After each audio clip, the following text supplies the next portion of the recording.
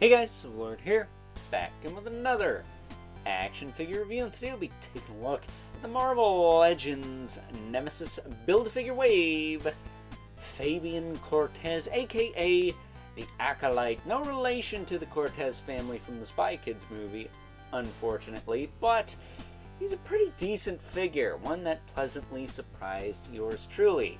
So in this case, yes, this figure is brought to us by the fine folks over at Hasbro, and if you're curious how Caliban turned into that pretty decent Build-A-Figure we got a few years ago, this guy, I believe, is responsible for that, so I will gladly put him alongside that very same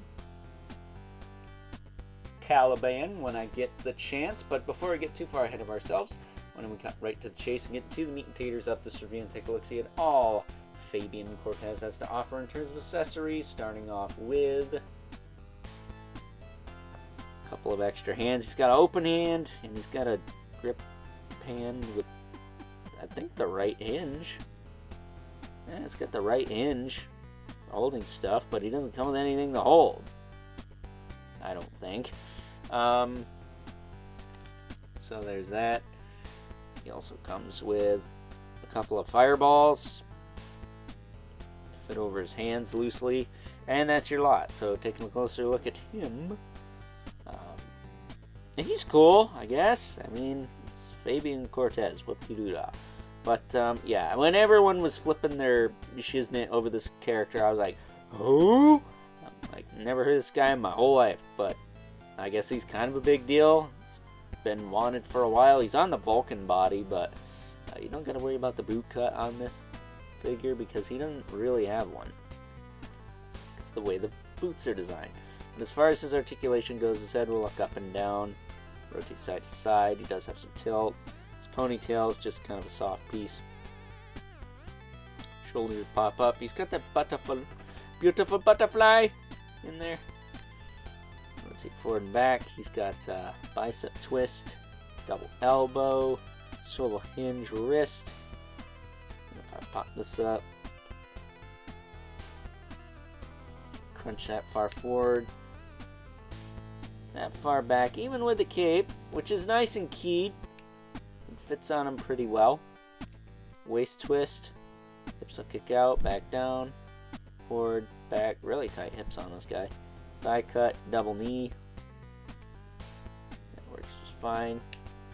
He's got a hinge in the foot with a rocker and peg holes at the bottom of the feet. So there you go. That is Phabian Cortez in a nutshell. Nothing crazy. He's got a cool look. Definitely see why they call him the Acolyte. He's got some cool armor and whatnot, but it's just a character I don't know enough about. I'm going to have to look more into him because he's a cool looking character, and I think I'll probably like him if I do a little bit more research. So with that being said, it's time now that we move right along and take a look at some size comparisons. First up, here is good old, or not so good old because he is a bad guy after all, Phabian Cortez, alongside a couple other figures from this Nemesis Build-A-Figure wave we've already taken a look at on the channel. We have both Extreme Wolverine and the X-Force Nightcrawler, and I don't want to say that these are the top 3 figures from this wave, but I might have to say that these are the top 3 figures from this wave because they are actually pretty decent. Nightcrawler being my favorite, Phabian Cortez being a pleasant surprise, and Extreme Wolverine, well, it's a Wolverine figure. It's kind of hard to screw that up, right? Guess if I had to throw another one in here, it'd probably have to be Husk. She was pretty solid. AOA Gambit was nice to complete a team, but it was a bit lackluster.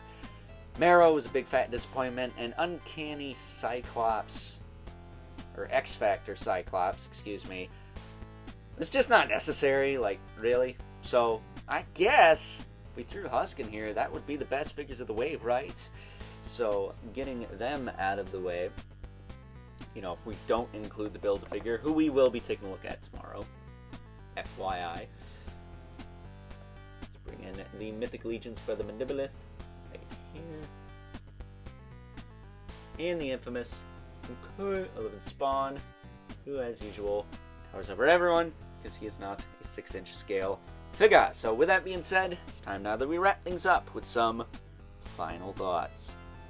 Overall, and much like Husk, who we took a look at the other day, I went into good old Phabian Cortez here. That sounded weird, but I digress. With relatively low expectations, but came out thoroughly enjoying this character, who I had no idea who he was until he started hitting and people started reviewing him and whatnot. But I can happily say that I am glad to be keeping and or holding on to this figure, to be putting alongside that awesome Caliban Build-A-Figure we got way back pre-COVID, no less. So with that being said, hope you guys enjoyed this review. Until next time, I'll catch you guys later.